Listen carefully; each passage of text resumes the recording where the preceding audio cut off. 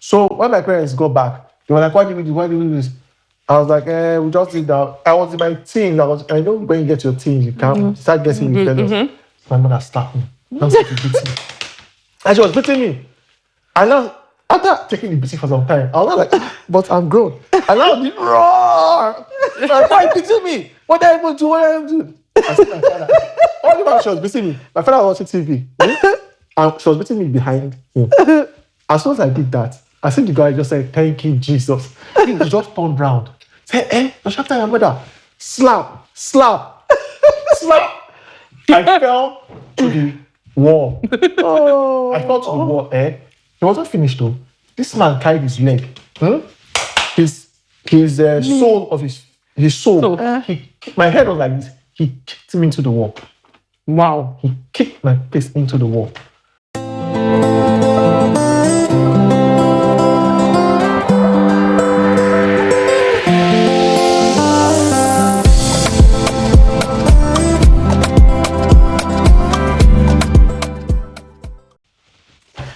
Hi everyone, welcome to Brunch and Banter.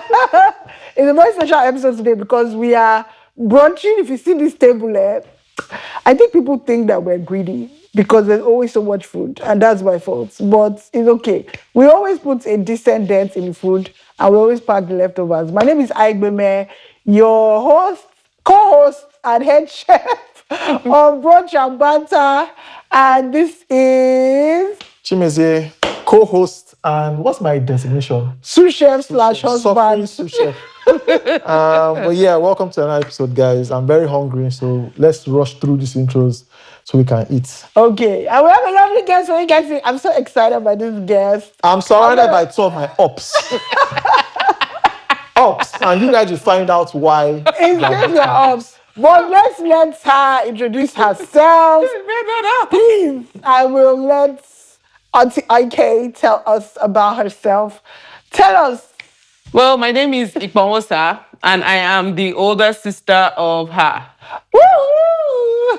All the way from the United States of America. Well, by marriage, by marriage, up number one. By marriage, he's also my brother. No, not by marriage. He's your brother. He's my brother.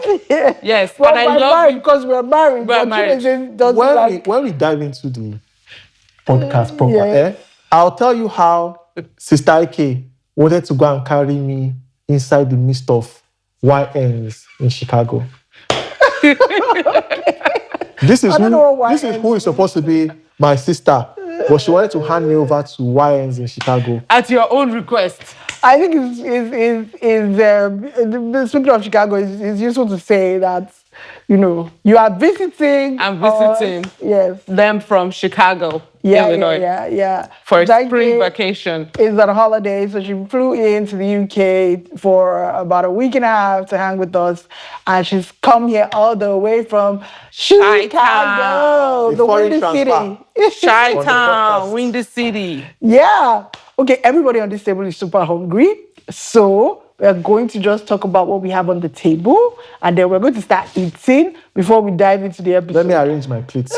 I just want to mention that the amount of work that goes into this, my sister is on her feet for days. What do you mean by that? Your brother is what? And he is out there running in and out. Why don't you ever give me any credit? Like everybody that comes on the podcast, oh chef, oh you can cook. Oh, the food is sweet. But I've not even finished. And then he was going in and out, running up and down, going to get everything. Yes, he was. He's been in and out. And he helped us this morning to warm the rice and fried plantain. So yes, chef, thank you for all your support. And all I did was cut 5 carrots, and I'm proud of myself. Yeah, she didn't even cut them. And she even had used the carrot cutting machine. She didn't even hand cut it. She was like, yeah, I'm done. I'm done. And didn't help. At all. Okay, we're hungry. Okay, so let's have a look. We have like this shrimp veggie salad over there. Then I had cantaloupe and like this watermelon medley, honeydew melon, and we threw that together. Then we have honey lime chili chicken and some buffalo wings. We have garlic parsley potatoes. We have this shrimp and egg sauce. So good, guys. I'm not saying that because I made it. It's just so good. Then some white rice that you can use with this. You can eat with the sauce. And then we have some jollof rice, guys. We're Nigerians. Jollof rice is a must. Some dodo. You know how we roll. Dodo Fried by is a who? must. And then Fried by who? Fried by you. Calm down, relax. And then my mom actually stayed up to 1 a.m. to make this like biscuits, like KFC biscuits, meat pie for us that we threw onto the spread. So yes, 3 people are gonna eat all of this food, but we're not gonna eat all the food, but we're gonna start. So yes, let's dig in, guys. Let's eat. Mashallah. And Mashallah. The drinks. Yeah, let's brunch and banter. Okay, I've got a gin and tonic on the far, what's that, right? And then a pineapple mango rum thing with lime and Sprite and a little bit of ginger cordial. I don't think that cocktail mix came out well, so please, you guys forgive me. It's a bit all over the place. But there are so many alcoholics on this table, that's honestly, I'm pretty sure the drink would not wait. Wow. They call me an alcoholic because I drank one and a half. I didn't call you anything. She drank one and a half bottle. The first day she came, she finished a whole bottle of Baileys. A 1 liter bottle of Baileys. She finished it. Then she finished a 500 ml bottle of Baileys. Well, it was half. It wasn't really full. There's rice on it. That's fine. A 500 ml bottle of Baileys. Well, let's say 250 ml. Then she now finished a quarter bottle of Black Label. So she really shocked me. I said, "Is this my sister? More? What is America?" And then last night, when we did movie night, she finished one whole bottle of red wine. Damn. Yeah. Ooh, that indeed. This ice is not icing today. The ice is slippery. Well, in my defense, I am on vacation. Okay? That's what we do on vacation. When I'm on vacation, I'm not driving. All I'm doing is drinking and rolling into the bed. So I have to drink. Well, true. Because when I get back to the States, I don't drink. Well, fair.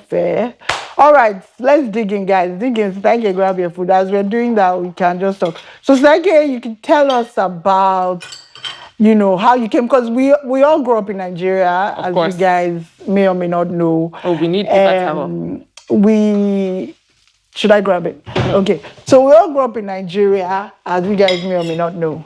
Shame, you can continue. You grew up in Nigeria. What happened? But how did she get to America now? Okay, she should she's asking me. You see, you say your ops are here, but see what you are doing. This is why your ops you. Sorry. This is why your ops you. But how did I come to America and why? How did you end up in America? Because you lived in America. Sorry. Are you okay? This is delicious. This cocktail. No, I didn't like it. My Jesus. Really? Let me give people tasting. You know how they say in Nigeria? You must taste. Give me tasting. Like when let's taste. Because I made it and I was like, oh, look at the rice is under my thing. That's what I said to you. No, I don't actually think I like it.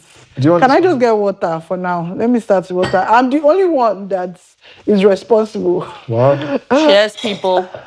So, people ask me, how did I come to America? First of all, my dad lived in America for years, number one. But the main reason why I wanted to come to America is because if you've never seen, I don't think you saw my sister standing. She's slightly taller than me. We are really tall in my family and very beautiful, if I say so myself. So I wanted to be a Victoria's Secret model.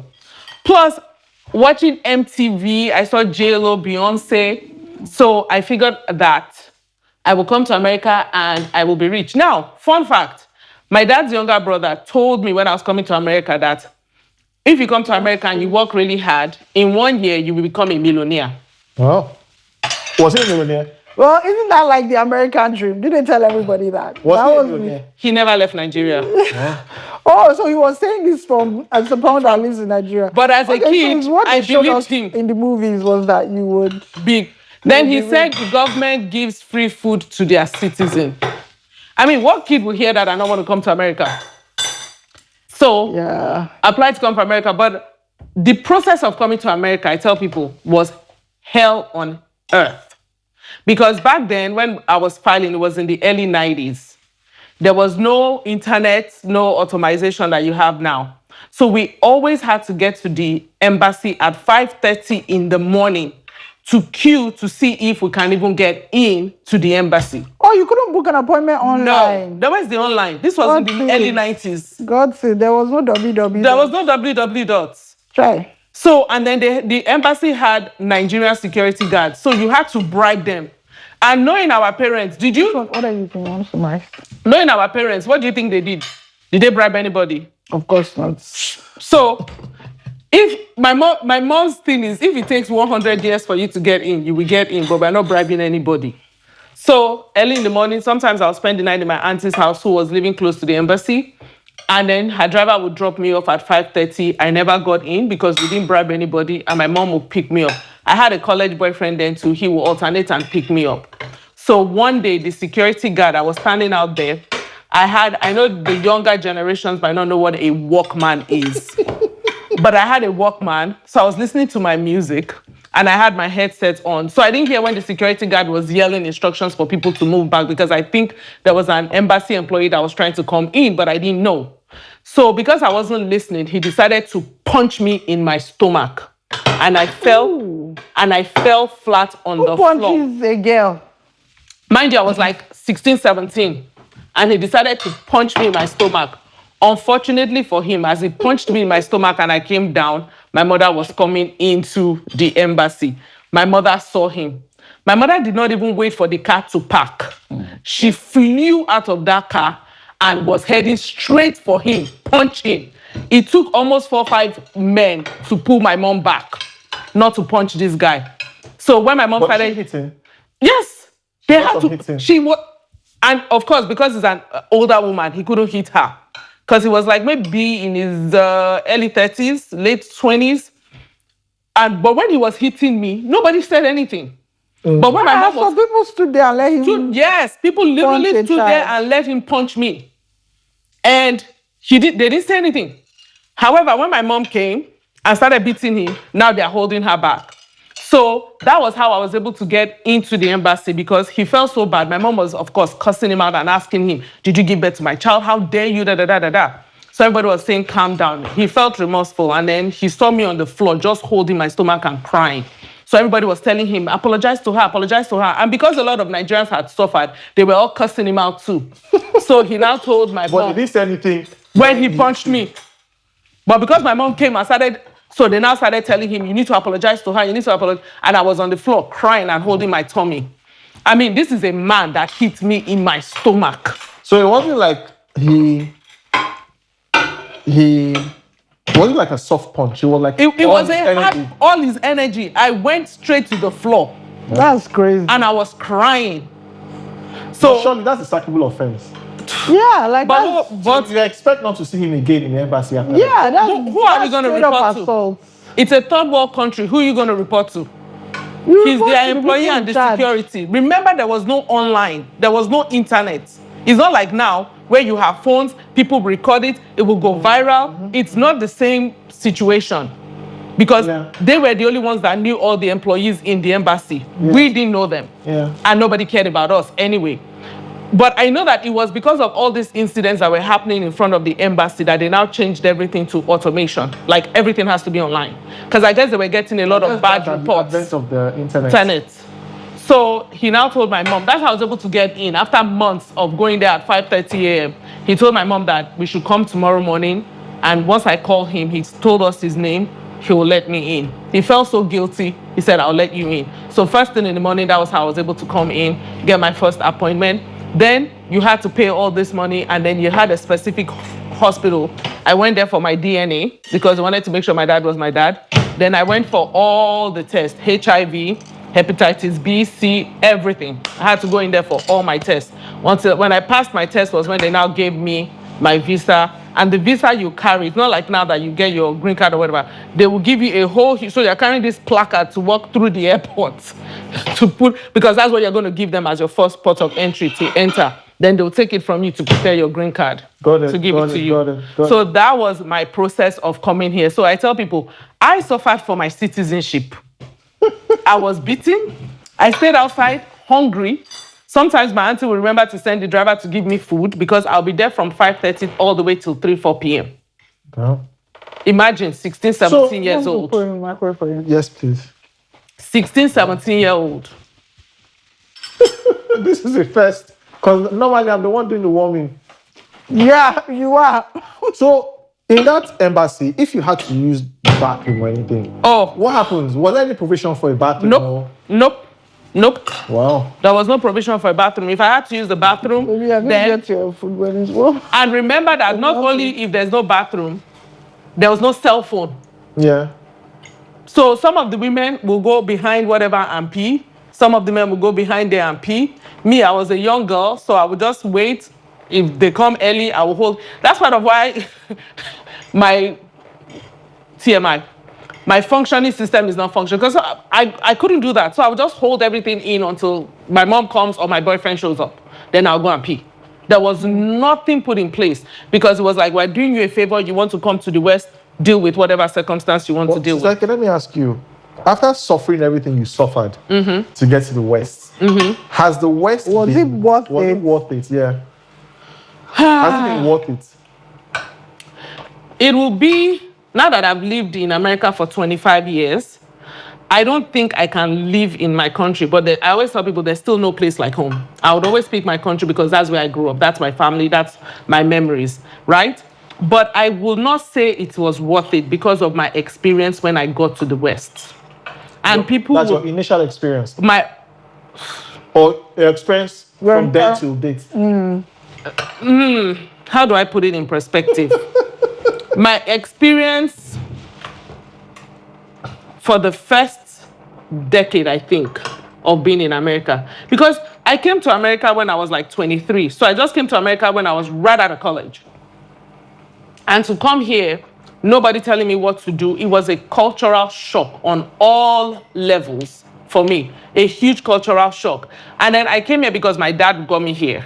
So I felt like I had a leg up from every other person who was coming here without knowing anyone. Yeah. I was like, my dad is here. My dad is the director of fiscal services. My dad is going to show me everything, until I came here and found out that that's typically not how my it works. sisters and your sisters, and you keep saying my dad. So maybe let's clarify, because we like, don't we have the same dad? Okay, so we're sisters. I don't like to say we're half sisters because I don't think we're sisters. We're not half sisters, but we have different dads. So my dad was in America, but I grew up with her dad, which is my stepdad, which I don't like to call my stepdad because it was technically my dad. Yeah. So when I'm saying my dad, is my dad that brought me to America. Biological dad. That told you to come live in America. Live in America. So it was him that initiated and when I get to come live in America, I'll take care of her. Well, he wasn't the one that initiated it. It was actually his family that initiated it. His family told him that you can't keep, the African tradition. You can't keep having your child live in another man's house. You need to take your child to America. And that was the whole thing. And then daddy, so when I say daddy, I'll say my dad, which is my dad. If I say daddy, that's my stepdad. Yeah. Daddy said she is not going to America until she finishes college. That way, I know that she can survive. She can do anything by herself. Best decision ever. Because can you imagine if I'd come to America going to high school and then my dad kicked me out of the house? So when you got to America, your dad kicked you out? When I got to America, my dad had a girlfriend in his house who was American. Now, mind you, I'm 23 years old. I don't know how to use the washing machine. I don't know how to use... We didn't have that. I didn't know how to use the dishwasher, how that you're supposed to line the dishes up very well. I didn't know how to put... I just didn't know anything. I didn't know how to use ATMs because, again, this was in the late 90s, 2000. No ATM in Nigeria. We have all those things in Nigeria now. But So then that's why I keep saying back then. We didn't even have cell phones in Nigeria when I left. when you left, we didn't have cell Now phones, everybody has a cell phone. So when I came here, I was like, didn't know anything. So she was frustrated because she's looking at me like, you're a college graduate, you're 23 years old. Why don't you know all these things? So she would call The my living dad. girlfriend was frustrated with you With for me. not knowing all this. And she did not have the patience. She didn't want to take the time to explain anything to me. So when I would ask her for anything, even just to take a ride, because my dad was like, you need to start looking for work. So I'll tell her, I don't know anywhere. She'll be like, go outside, walk and figure it out. Wow. So I'll go outside and I'll start walking and start asking people, Really? I'm looking for this. Can you please show me this? Can you please show me that? And I always thank God I was never kidnapped. Thank God I was never raped. Thank God I was never killed. It was only the grace of God, because I would just go and look at people, kind of gauge them. That's why they say follow your intuition. I kind of gauge them, and I always made sure that I went with people that were like older couples. I never went with people my age. So I would always go to people so let's say I was 23. I would go with people that looked like you guys, because you guys are in your 40s. So when I say older, it's like, I'm not looking. No. I'm 23. Imagine then I'm 23. So for me at 23, 40-year-old is older to me at 23. So I won't go to people who look like me. I will always go to people, and I always make sure that I went to couples. Yeah, I didn't care if they were black, white, Hispanic, Asian. I just went to older couples. And I would just tell them, I'm new to the country. I'm looking for this place. I don't know where to go. And they'll be like, oh my God, this is it. This was before Google Maps and This was Google. There was no Google Maps. There was nothing. So they'll tell me. And then the worst part is they'll say, go north. Huh? When you go north, turn right, go west. I'm like, huh? Where is north? Where's north? Where's west? Can you tell me a landmark? Then they'll say, you will see the Walgreens. What is a Walgreens?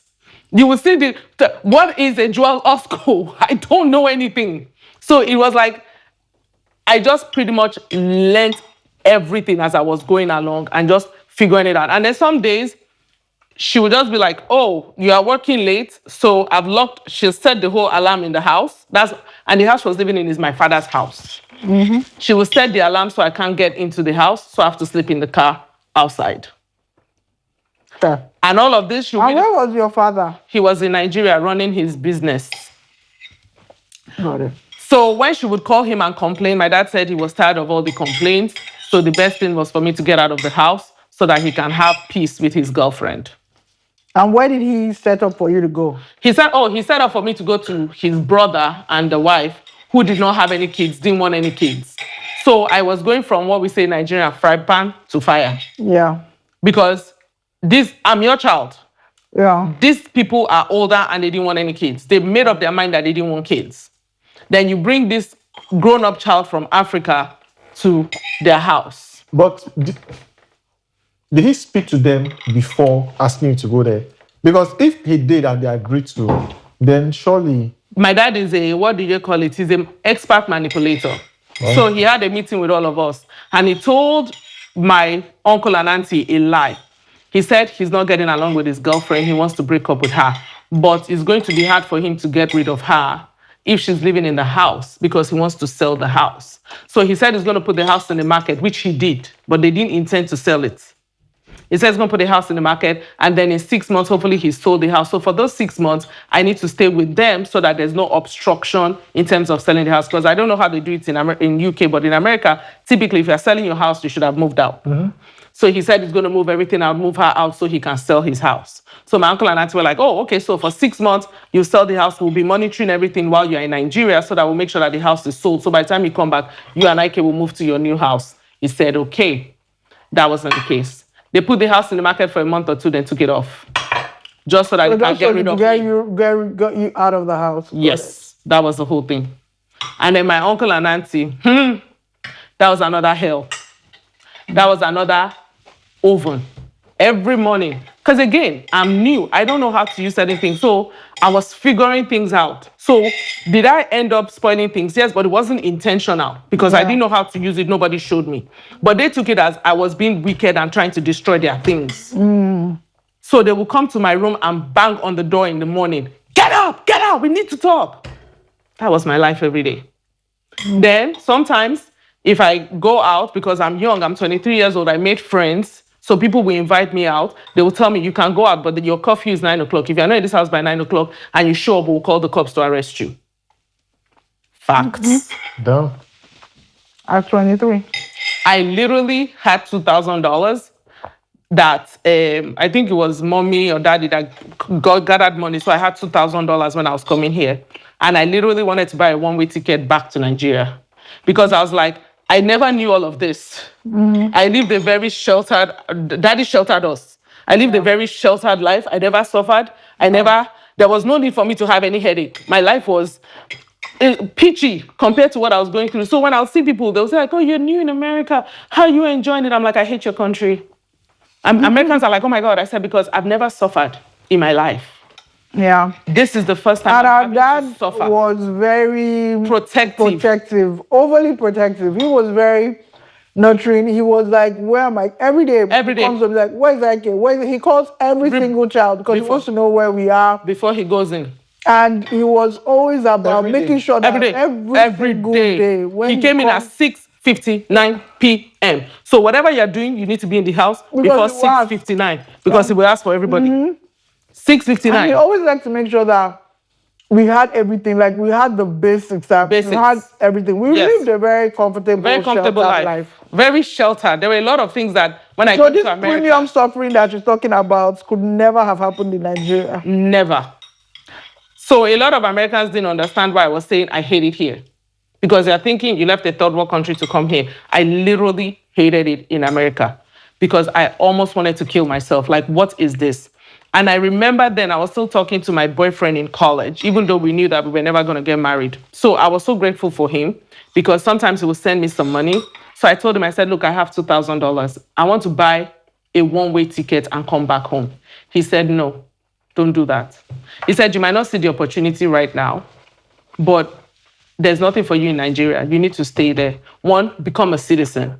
2, see if you can bring your siblings over. He was just giving me all the stuff. He said, it's just the sacrifices you have to make. I was telling him, I said, you don't get it. I'm sorry, Stakey. Now, you're saying that this guy, was encouraging and supporting you and sending you money. But off camera, you told me that this guy was an idiot. Yeah. So no, he wasn't. Was he not the guy, your college boyfriend? Yeah, Rashid. I don't want to call his name. He was a good guy. He was a good boyfriend. But like, this guy was an idiot. No, he wasn't. The reason why I say he's an idiot is because... He wasn't an idiot. I don't agree. I wanted to get married to him. I wanted to be married to him, which I thank God till today that he didn't. And he said he could not marry me because I'm a Christian. Which is fair. He's a Muslim. And he wants to marry 4 wives. And I have to agree to the 4 wives. He said, plus, his mother has to pick his wife for him. Wow. Okay, that's weird. I was a Christian and you are not... I was religiously agnostic. And we get along.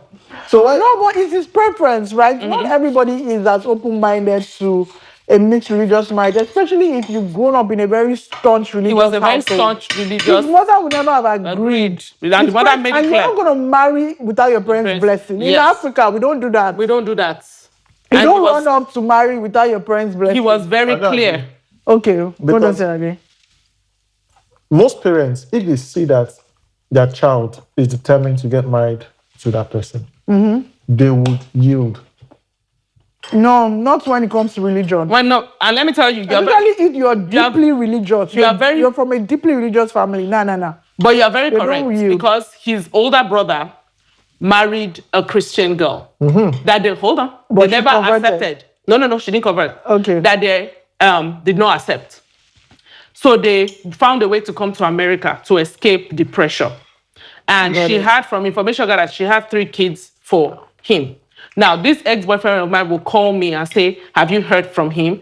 And then I said, have you called your brother to talk to your nieces and nephews? I didn't know what gender they had. I was just assuming. And then he was like, why would I call them? We're not accepting her. So those children are not my nieces and nephews because they are Christians. We will never accept them. So they did not talk to him. The mother wasn't talking to him. The brothers were not talking to him. And at the end of the day... So by marrying her, he had to give up his family. Yes. And most people would not want to do that. And after a while, it wore on him that they ended up divorcing. There you go. Because his family were like, no, they never called him. They never spoke to him. Nobody wanted to talk to him because they're like, you married a Christian. And in Africa, it's extremely rare for you to go against your parents, especially when it comes to those religious lines. and Religion yes, and tribe. They are, it's, if you're deeply traditional and deeply religious, and as a child they've been brainwashing you that you must marry somebody from the same religion or from the same tribe. If you want to go a different direction, most likely, if you do strong head and you say this is what I'm going to do, you will end up being cut out. you'll be ostracized, and you have to be ready to live with that decision. Let me moment for you. Thank you. Let me do it. Okay. It's easier for me to stand up. So yeah, Wow. the brother. And Aguma and I often talk, even on the podcast, we often talk about how when we came to the UK it was tough. You know, we had 2 children, we left Nigeria, and all that stuff like this. But slightly, man, we went through it. You don't even understand. It was me, and I started walking back to Nigeria. No, that's what I wanted to do. I literally wanted to. I mean, like, there was one instance that I didn't know about, Halloween trick or treats, where if you, and they didn't have kids, so they never did treats. So if you don't do treats, they egg your house and put tissue. I didn't know that because I was new in America. They don't do that in the UK because we never participate in Halloween. We don't treat, but they don't trick. So they did. They just did move that. on. They knock on our door. Say, we don't have candy, and they go. I guess that was what happened that period. I didn't know what was going on with the eggs and then the tissue paper. So I guess coincidentally, the first year I was there was when they egged their house, and I don't know. I don't know if that has happened before. So they woke me up and my jam. They woke me up and cursed me out that I gathered my friends in the neighborhood to egg their house and pull. So I had your aunt and your uncle. So I had to clean the whole house, clean their car, clean the whole tissue, clean everything. Why did you have to? If you said you were not, I was living in their house. I had nothing to. I was living in their house. What choice did I have? Yeah. I never had any choice. And you see, that's the thing that my stepdad, my dad will never have agreed. Why didn't you tell us? That's, I guess. Because why didn't you tell mommy and daddy? My mom said, why didn't you tell me all of this? But the reason why I didn't tell my mommy and daddy was because what can they do? At least they will feel helpless. What can they do? Brought you back. They can't come, and that was what I wanted to do. I had the 2,000 to buy the ticket to come back. And Rashid said, don't do it. All it will do is make mommy and daddy worry. And it was actually daddy, when I spoke to daddy on the phone, that told mommy, that girl is not happy. She's going through things. It was daddy that picked it. Because as soon as I called the people, I'll put on a jazz face. Daddy was like, Ike's going through things. Then that's when mommy called me and said, what is your dad doing to you? And I broke everything down. Oh, my mom called my dad and went off on him. Literally went off on him. And then he called me and went off on me. Why did you report me to your mom? So what I did was, when I got to America, so I had a bachelor's degree in finance. The only job... Really? Yes. Wow. But you didn't know that. I never knew this. Like, I've known me for 13 years. I never knew that. So you think I did go to school? No, I know you went to school, but I thought it was maybe mass comm or something. I had a degree in finance. But when I came to America... It's not piping hot. That's fine. It's okay. Okay. But when I came to America, they said that they wouldn't accept my degree, that I had to make my degree an equivalent of an American degree. So I started going to a community college to make it an equivalent of an bachelor's degree while I was going to work. Nigeria has really suffered, though. Yeah, they said they were not going to accept it. So I remember my first interview. I don't know even what to use to describe it. I got my driver's license, but I didn't have the insurance because I didn't have money to pay for the insurance. So one good thing my dad did was he said, when I got here from independence, so I can be going around, because he saw that I was asking people, he bought me a Nissan Sentra, 1997 Nissan Sentra. So, but before he bought me that, I knew that I had to work. Nobody was taking me anywhere, not his girlfriend, not his uncle, So in the rain in October, I walked for an hour and a half to my job interview. That's why when I talk to Americans and they're like, I said, you're making excuses. I said, do you know the hell I went through? That you as an American, born in America, you have no right to tell me you are not successful. Because I came here at 23 and I went through hell as a female. This job interview you walked to in the room. Yes. Did they give you the job? As soon as I got there, she didn't even interview me. She said, you have the job. Really? Yes. Because I was shaking. She was like, I've never seen this type of dedication. She told me, Kathy, I'll never forget. Hey, Kathy. She's my supervisor, my first supervisor. She was like, you got the job. Do you need a ride back home? I was like, no, I was like, that's how I met my first best friend, Ty. My first American best friend. I sat down there and I cried in front of Old Navy. I cried. I was shaking. I was drenched. I cried. Then Ty came and she was like, why are you crying? I said, I'm new to this country. Is Ty black? Yes, she's African American. No offense, but like black women, African American women, especially black women in general, they are so nurturing. I don't want to no shade or but anything. It's true.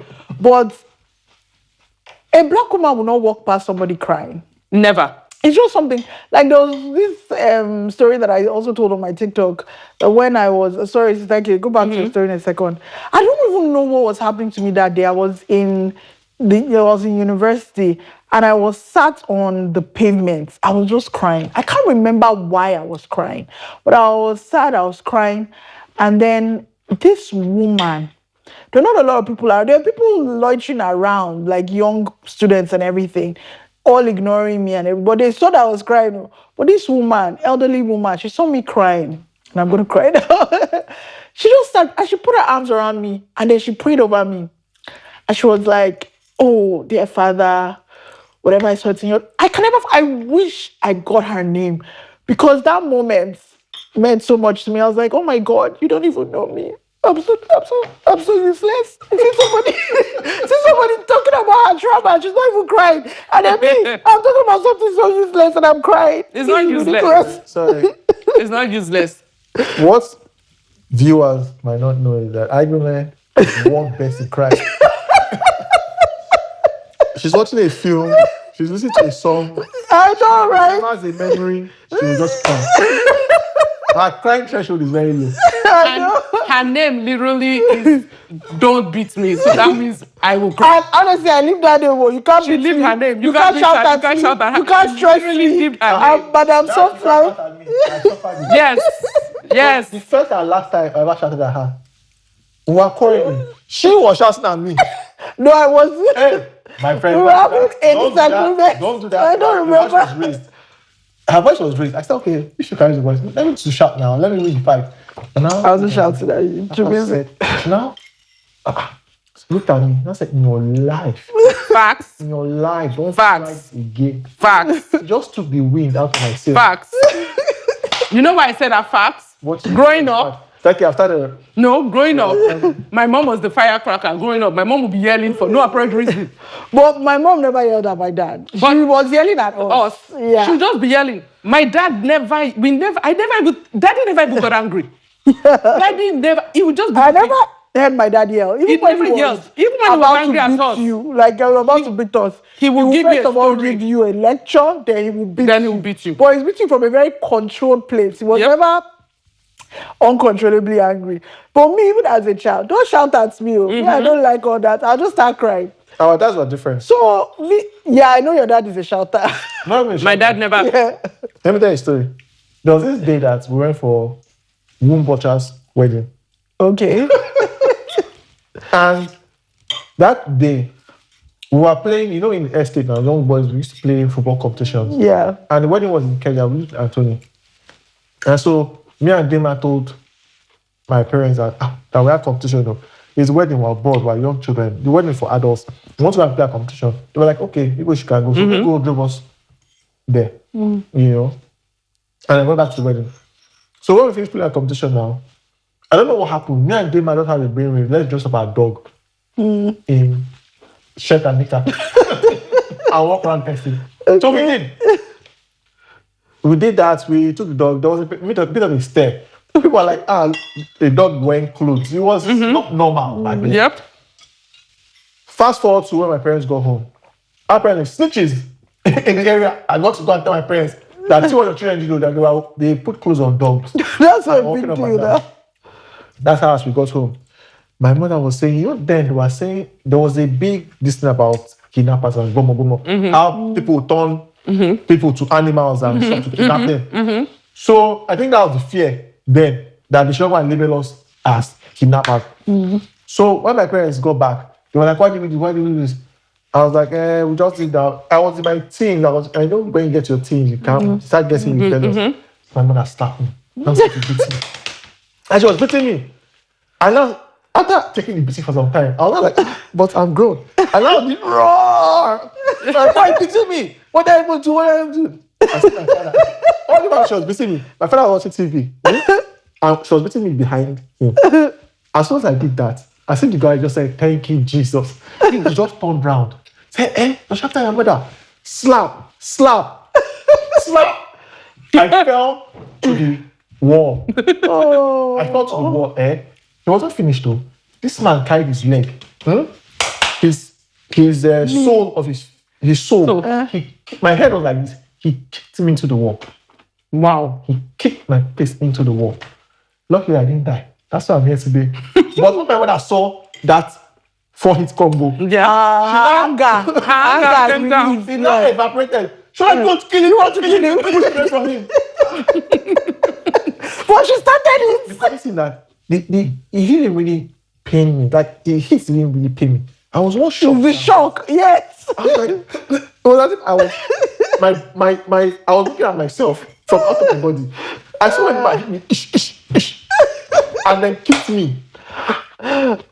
Honestly, that is beating your child from a place of anger. It's a very dangerous thing because I don't know what angry thing that day, but no, obviously you were rebelling towards your mother. That's not acceptable behavior.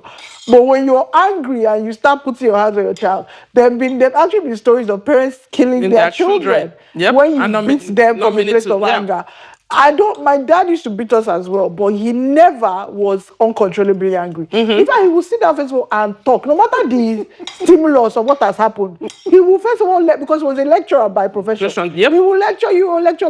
They said, because of that, I'm going to beat you. Yes. And then he will give you your beating. And then if mommy is passing by, mommy will be like, I don't talk. What's all this talking? And then she just walk by. No, mommy's was slap. That's it. She did. She just slap. Shut up! She never actually sat down to beat you. Just slap. And for any reason. It was always backhand. Yeah. Boom. That was But shall I tell you something? You might disagree, but I appreciate the beating. I disagree. I didn't need to be beaten. I appreciate those beatings. I don't appreciate it. And I'll tell you why. I know a lot of my peers who grew up in homes where the parents didn't really care. So you come up with a bad result. Not caring is different. Wait, now, let me finish. You come up with the bad results, you go and do something, you stay out late, whatever it is. You didn't really used to get beaten, parents didn't really used to care, didn't pay attention to them. But the fear of my parents and disappointing them and ending with beating made me go on straight and narrow for most of my childhood years. And I credit that discipline to most of the values that I practice today. No, so Sidaike, please weigh in. My view is that you can discipline your child without physical abuse. That beating that they were giving me, as far as I'm concerned, was physical abuse. I did not need to be beaten to learn the lesson. And most of the lessons that I learned that stayed with me is the words I remember. Not the beating. The beating was unnecessary. There are many lessons my father taught me, but he spoke words that, shifted my mindset. The paradigm shift came from I don't even remember what my mother did. All I remember is just slap. What was the lesson? There's no lesson. You just physically abuse you. You just beat them. My father, even though he might beat you at the end of it, he will still take his time to explain that, okay, this is it, and this is why I'm going to beat you. Honestly, when he has explained his logic, that was enough. The beating did not necessary. It was so unnecessary. Because I didn't even have, as a child, as a Nigerian child, you don't have agency. You don't have those things. Never. You are literally still not heard. So you don't have the bravery, the agency to challenge and say, oh God, I've heard, you don't need to beat me. Because that would just make the beating worse. I don't think that you need to, because we're raising 2 kids, we don't beat them. Does it mean we don't care? Does it mean we're not disciplining them? Does it mean we're not setting boundaries? I think the beating is unnecessary. I think at a certain age as toddlers, it's fine if you give me a little spank on the bum. Don't do that to shock them a little bit. But at a certain age, why you beating me at 13, 14? For what? And I told Igbom, I said, as parents, I don't have kids, but as parents, you should know your children. So you should know what child, like Igbeme, the minute you start yelling, she starts to cry. So somebody like Igbeme, just talk to her. She abused me back. Because you No, you are my boyfriend. I didn't know you're my partner. I know my father and mother. supposed to yell. You're not supposed to yell. Yeah. Yeah. And I'm glad we had that disagreement. I have a guy that I'm talking to that very early in our relationship. Yeah, that decided that he was going to yell at me. The way I looked at him, like, because I didn't grow up around yelling. You're not going to yell at me. The minute he said that, I told him, I said, let me tell you. I said, I asked him, I said, did you grow up around yelling? He said, yes. His parents yelled until they decided to get a divorce. I said, good. See, my upbringing, I never saw my parents fight. Maybe they did. They never brought it to our front. And I never saw my dad yell. I said, so the man I end up with is a man who's not going to yell. If you decide that you want to yell, then I cannot be with you. I said, so I'm going to give you the warning this one time. The next time you decide, because the people who can yell at me are 6 feet under the ground. And one is in London, which is my mom, and she doesn't even yell at me. I said, so the next time you decide that you want to yell, I won't say anything. I will just walk out of your life and block you. That's it. Sister, can I ask you? So you talked about the initial very tough period. No, let's go back. So, sorry, she was crying. Ty came and then became your friend. And became my friend. And then you went back home. Then I went back. She wanted to take me home, but then my auntie showed up and then came to pick me up. You said wicked auntie? Yeah. She knew I was going to have an interview. She promised that she was going to take me there and bring me back. But it was getting closer to the time she wasn't there. She said she had work to do in the office, the West. So it's your personal problem. So she came later and then she picked me up. So I went. So Ty was like, I told her everything that I was going through. I just poured my heart out. She was like, if you feel like you need a break. She was also staying with her uncle and auntie, but her uncle and auntie took her as a child. So she was like, if you need a break, my uncle and auntie, they are very nice. I have my own room. We can come hang out in my house.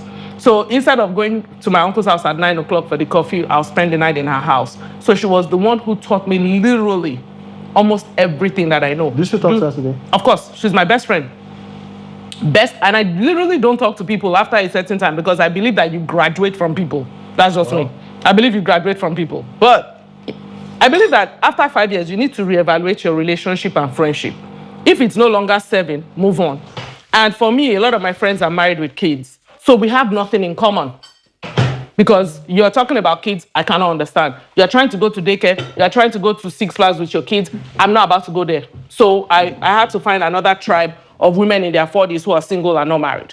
So that's why I said you graduate. You have to reevaluate your friendship and relationship. But Ty and I were still very, very close, even though she moved out of Illinois to another state. But I worked hard for a whole year. I was working at the bank. I was making $532 every 2 weeks. That's 1,100. That was 2001. So was that a lot of money then or not? It was still it's you're broke. No. Because my rent was $550 per month. Per month. And then my rent was $550 per month. And then I had car insurance. Was that bills inclusive? Cell phone bill. No, just rent. Wow. So by the time I was done paying all my bills, paying everything, I had no food to eat. I was 135 pounds. Yeah. 5'10", 135 pounds. I was not eating. Information is key. I didn't know that you had food pantry and all those places to go to that will give you free food. I didn't know that. So what I would do is I will cook rice, like a pot of rice, mix it with geisha, and put it in the fridge, and that's what I will eat for a whole week. Damn. Then another time I'll go to this bagel place and buy bagels for like a whole week, and that's what I will eat. I just needed to put something in my stomach to just hold me for the whole week. So every now and then I had friends, again, African American, black women. They'll be like, okay, do you want me to take you out to go and eat? My car broke down. I didn't have anyone to fix the car. I never forget it. Sweetheart, Yvette. She's the same birthday as Ememo. I never forget. And Ty, Zeb, and Yvette, the two black ladies that helped me, they have the same birthday as my younger sister, Zememo. Oh, okay. Same birthday. So you imagine that they were close to my house. Question. Sorry, it's like it's without you. These lovely women that helped you in your trying times in the US, Why do they have the same birthday as a wicked fellow like Zemi? You ain't going So to say that. Zemi is their sister, and she's the wickedest fellow that you can ever meet. What? I said it's Zemi. Come and do something. Zemi is a wicked fellow. She's not. She's not. She's actually the. What a coincidence. She's actually the sweetest. Why are you ruining Zemi's brand? Yes. On national TV. What is Zemi? Zemi is one of the sweetest. Zemi is a diehard. She's a diehard person, but Zemi is right on that. Right. Well, you said that what's her DP? Yeah, I didn't been drinking every cup of wicked because she positions herself as wicked. But she's not. Usually people who do are usually not. They're usually the nice ones. People She's a sweetheart, she's a lover girl, she's all of that. Women that helped you in trying times have the same birthday. Yep. As Zemi. As Zemi. Same birthday. So I wish 3 people happy birthday on that day. So Yvette just came to me. I said, I don't have any car to take my car to, to fix my car. I don't have any money. Because by the time I'm done paying my bills, paying everything, I had nothing to eat, let alone fix the car. And I'll never forget, the car was $300 to fix. She gave me $300 and said, pay me whenever. Yeah. So I worked hard. I gave myself, I said, okay, what I'm going to do is work so hard because I was living in hell. Every time I got off work, I didn't know what drama was waiting for me at home with my uncle and auntie. So I worked hard for a year. I'll never forget, April 2003, my day of independence. And it was actually Agbeme's birthday. I would never forget. I packed all my things. I paid 2 months so you have security deposit, whatever. I was working so hard. And then the beauty about it is they didn't ask me to pay any bills. So I remember talking to some of my American friends and they were like, you were not paying any bills. I was like, because in Africa, we don't pay bills.